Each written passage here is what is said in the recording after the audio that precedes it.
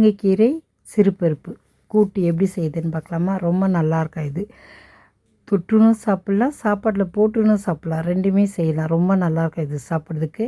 நம்ம எப்படி செய்யுதுன்னு பார்க்கலாம். இது எல்லாருக்கும் ரொம்ப பிடிக்கும். முருங்கைக்கீரை எதில் போட்டாலும் சாப்பிட்லாம். சாம்பார் வைக்கலாம், இட்லி தோசைக்கு முருங்கைக்கீரை சட்னி கூட அரைக்கலாம். ரொம்ப நல்லாயிருக்கும். அடுத்த வீடியோவில் நான் சட்னி எப்படி அரைக்கிறதுன்னு காமிக்கிறேன் உங்களுக்கு. கேழ்வரகு மாவு, கீரை, முருங்கீரை அடை செஞ்சு சாப்பிட்டா ரொம்ப நல்லாயிருக்கும். அதுவும் நான் அடுத்த வீடியோவில் போட்டு காமிக்கிறேன். இதுக்கு தேவையான பொருட்கள்: முருங்கைக்கீரை, சிறுபருப்பு, உப்பு,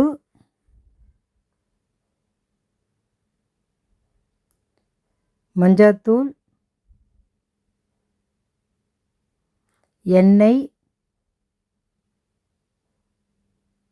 கடுகு, பூண்டு, தக்காளி, பச்சை மிளகாய். இப்போ நம்ம குக்கரில் பருப்பு ஊற வச்சிடலாம். பருப்பு கொஞ்சமாக இருக்கணும், கீரை அதிகமாக இருக்கணும். இப்போ தண்ணி ஊற்றி ஊற வச்சிடலாம். ஊற வச்சுட்டு நம்ம இப்படி கழுவி வச்சுட்டு போயிடலாம்.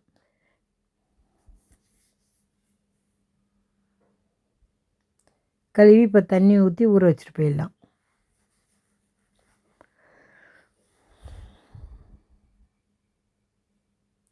இப்போ நம்ம கீரை ஊறிட்டு வந்துடலாம். போய் கீரை உருவலை பருப்பு கொஞ்சம் ஊறி இருக்கும், அதுக்காக ஊற வச்சுட்டு இப்போ நம்ம கீரை உருவலாம்.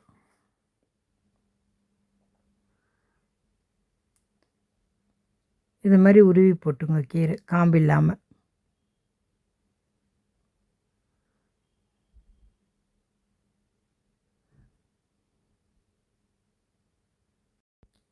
இது மாதிரி உருவிக்குங்க கீரையை.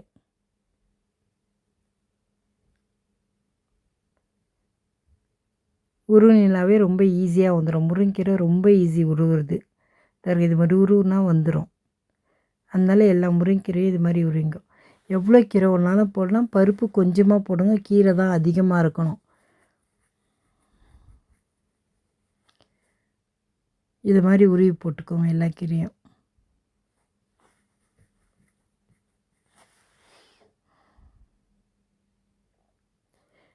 சிறுகீரை, முளைக்கீரைலாம் கிள்றதோட முருங்கீரை தான் ரொம்ப ஈஸி, டக்குன்னு உருவிடலாம். சாப்பிட்றதுக்கும் ரொம்ப நல்லாயிருக்கும். எல்லா கீரையும் நல்லாயிருக்கும், ஆனால் முருங்கீரை ரொம்ப நல்லாயிருக்கும் சாப்பிடும். நான் சொல்கிற மாதிரி செஞ்சு பாருங்கள், ரொம்ப நல்லாயிருக்கும்.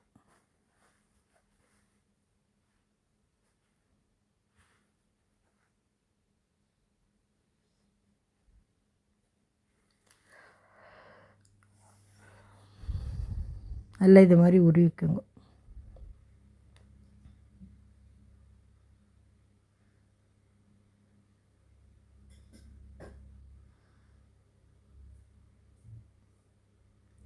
முருங்கீரை உருவியாச்சு.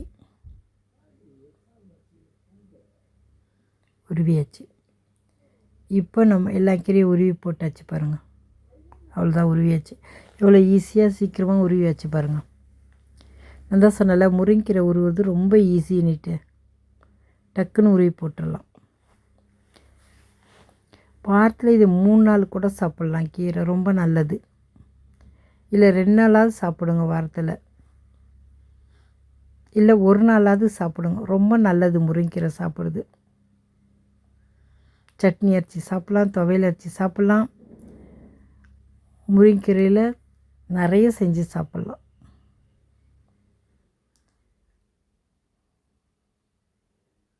பொரித்து சாப்பிட்லாம், பருப்பு போடாமல் பொரித்து சாப்பிட்லாம் முருங்கீரை.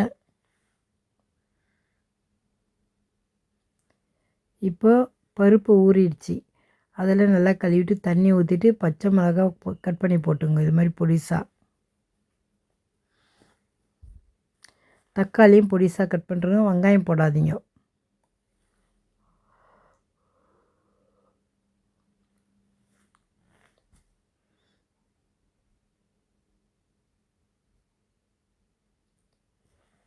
பாருங்கள், இது மாதிரி பொடிசாக கட் பண்ணி போடுங்க தக்காளி.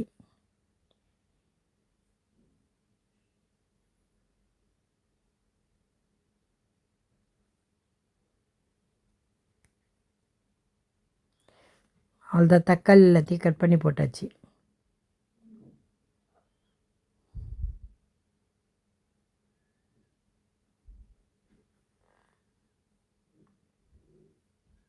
இப்போ வெயிட் போட்டு வேக வச்சிடலாம். பருப்பு 2 விசில் விட்டால் போதும், வெந்துடும். ரொம்ப நேரம் கூட அடிக்க வேணாம், 2 விசில் விட்டால் போதும். ஏன்னா ஊறி இருக்குல்ல, அதனால் டக்குன்னு 2 விசிலில் வெந்துடும். அவ்வளோதான், 2 விசில் கீரை வெந்துடும். இப்போ நம்ம முருங்கீரையில் தண்ணி ஊற்றி உடனே அலசி போனால், ரொம்ப நேரம்லாம் தண்ணி ஊற்றி அலசாதீங்க. ஏன்னா மண் இருக்கும் இதில். முதல்ல முருங்கீரை அப்படியே வாங்கிட்டு உருவி அலசுவோம். இப்போ கடையில் வாங்கி செய்கிறதுனால இதை மாதிரி அலசிட்டு தான் நீங்கள் செய்யணும். அலசி அந்த பருப்பில் எடுத்து சேர்த்துருங்க குக்கரில். இது மாதிரி அலசி குக்கரில் சேர்த்துருங்க. பருப்பு வெந்துடுச்சு. கீரையை போட்டு ஒரே ஒரு விசில் விட்டு இறக்கிடலாம். ரொம்ப விசில் விடக்கூடாது, ஒரே ஒரு விசில் விட்டு தான் இறக்கணும்.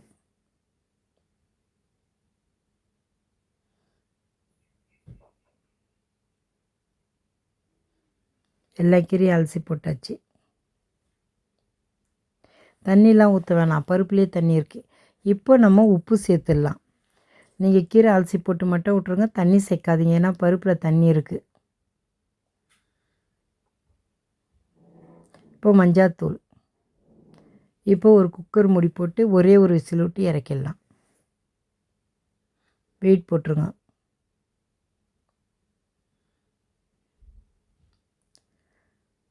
ஒரே ஒரு விசில், அவ்வளோதான், இறக்கிடலாம்.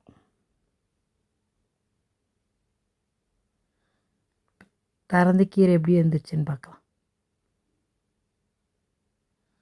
அவ்வளோதான், கீரை வந்துருச்சு. நான் இப்போ கூட்டாக தான் செஞ்சுருக்கேன். இந்த கூட்டையும் சாப்பாட்டுக்கும் போட்டு சாப்பிட்லாம். பாருங்கள் எவ்வளோ நல்லா வெந்துருச்சு. தண்ணியெலாம் நிறைய இல்லை, கரெக்டாக இருக்குது. இப்போ இதை நம்ம தாளிச்சிடணும். இதை அப்படியே இறக்கி வச்சிடாதீங்க, ஸ்டவ் மேலே வச்சுருங்க, ஒரு கொதிக்கு வரணும். இப்போ நம்ம தாளித்து விடணும், அப்போ தான் நல்லாயிருக்கும். அப்படியே இறக்கி வைக்காதீங்க. இப்போ நம்ம திறந்துட்டு அதை கொதிக்க விடணும். இது நல்லா ஒரு கொதி வரணும், கொதன்னு கொதிச்சா தான் நல்லாயிருக்கும் சாப்பிட்றதுக்கு. அப்படியே இறக்கி வச்சுட்டுன்னா நல்லா இருக்காது. நல்லா பார்த்துங்க, கீரையை ஒரு விசில் விட்டுட்டோம், இறக்கி நல்லா கொதிக்க வச்சிடணும். இப்போ நம்ம பூண்டை நல்லா நெசுக்கிடலாம். நெசுக்கி தான் தாளிக்க போகிறோம்.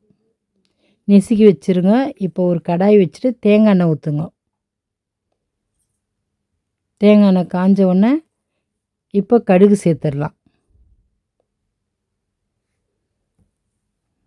எண்ணெய் காயிற வழிக்கு நம்ம பூண்டு நெசுக்கி எடுத்துகிட்டு வந்துடலாம். எண்ணெய் காஞ்சினே இருக்கட்டும், பூண்டு நெசுக்கி எடுத்துகிட்டு வந்துடுவோம்.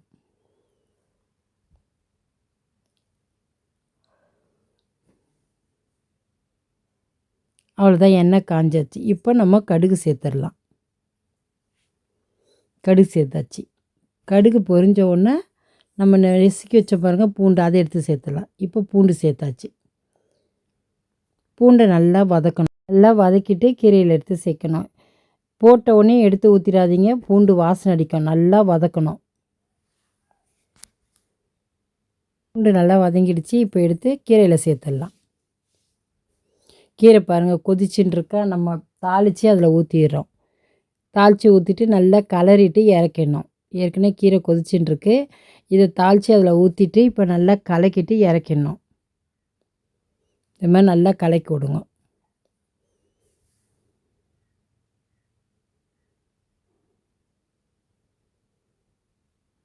இப்போ நம்ம இது தொட்டுக்கணும் சாப்பிட்லாம், சாப்பாட்டில் போட்டும் சாப்பிட்லாம். நீங்கள் எப்படி வேணாலும் சாப்பிட்லாம், ரெண்டுமே செய்யலாம். ரொம்ப நல்லாயிருக்கும் இது சாப்பிட்றதுக்கு. முருங்கீரை சிறுபருப்பு கூட்டு ரெடி ஆயிடுச்சு. ரொம்ப ஈஸியான முறையில் டக்குன்னு செஞ்சிட்டோம். நீங்களும் இதே மாதிரி செஞ்சு பாருங்கள். நம்ம வீட்டில் இருக்கிற பொருளை வச்சே செஞ்சிட்டோம். நீங்களும் இதேமாரி செஞ்சு சாப்பிட்டு பாருங்கள், உங்களுக்கு ரொம்ப பிடிக்கும். முருங்கீரை யாருமே சாப்பிடாத ஆளே கிடையாது, எல்லாருமே சாப்பிடுவாங்க. முருங்கீரை அவ்வளோ நல்லது, சாப்பிட்றதுக்கும் அவ்வளோ நல்லாயிருக்கும் கீரை. இதே மாதிரி வச்சு சாப்பிட்டு பாருங்கள். ஏற்கனவே நான் துவரம்பருப்பு போட்டு கூட்டு பண்ணியிருக்கேன், அதுவும் ரொம்ப நல்லாயிருக்கும். சிறுபருப்புலேயும் நல்லாயிருக்கும், துவரம்பருப்புலேயும் நல்லாயிருக்கும். நீங்கள் இப்போ சிறுபருப்பில் வச்சு கூட்டு பண்ணிங்கன்னு வச்சுக்க, அடிக்கடிக்கு செய்வீங்க, அவ்வளோ நல்லாயிருக்கும் இது சாப்பிட்றதுக்கு. சாப்பிட்டு பார்த்துட்டு எப்படி இருக்குன்னு சொல்லுங்கள்.